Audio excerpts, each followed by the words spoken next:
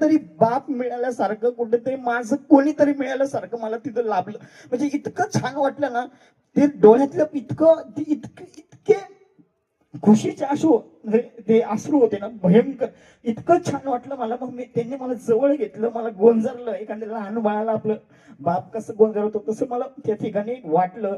दादा गुरु यांच्यासाठी संत आहे, माझ्यासाठी बापच आहे. कारण की मला बाप नाही ना, तर एक व्यक्तिमत्व मला मिळालं. मला तिथं लय छान वाटलं. मला 2017 माझे वडील गेलेले आहेत ना ऍक्सिडेंट मधलं. मी जाऊन भेटलो ना, दादा जवळ घेतलं ना, मला अक्षरशः अंगावर काटा आलता. तेव्हा कुठेतरी वाटलंय दादा गुरु हा म्हणजे. मग मी तिथं भेटलो, त्यांचं ते ऐकलं, त्यांचे प्रवचन ऐकले, खूप छान वाटलं. त्याच्या आधी त्यावेळेस माझ्या जीवनातला क्रम असा होता दादा गुरु, की माझ्याकडे फायनान्शियली, मी नोकरीला जरी होतो ना, फायनान्शियली थोडंच डाऊन होतो. मला काय करावं काहीच सुचत नव्हतं, काहीच कळत नव्हतं. व्यवसाय करावा काय करावा. त्याच्यानंतर मी भाडभूतेश्वरवरनं घरी गेलो, म्हणजे दादा गुरूंचा आशीर्वाद घेऊन घरी गेलो.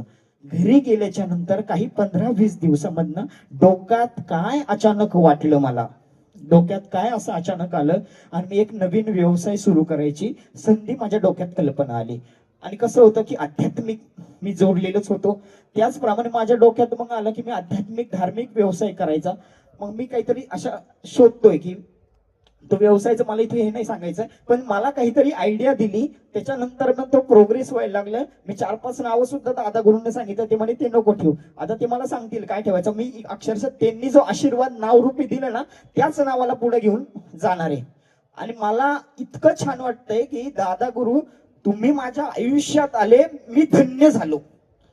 धन्य झालो मी, तुम्ही माझ्या आयुष्यात आले. आणि शेवटी देवाला मी धन्यवाद करतो की असं संत रूपी दैव रूपी दिव्य परमात्मा आत्मा माझ्या सन्निधीत, म्हणजे मी त्याला पाहू शकतो, त्याला हात लावू शकतो. मी इथं आलो ना, म्हणजे इथं मला ते दादा गुरु ते गजानन महाराजांच्या तिथं बसले होते ना, मी गेलो छानस त्यांच्या पायाची पप्पी घेतली. असं छान जेवढं प्रेम करायचं होतं ना, काही 1-2 मिनिटं करून घेतलं. छान हौस मला भागवून घेतली.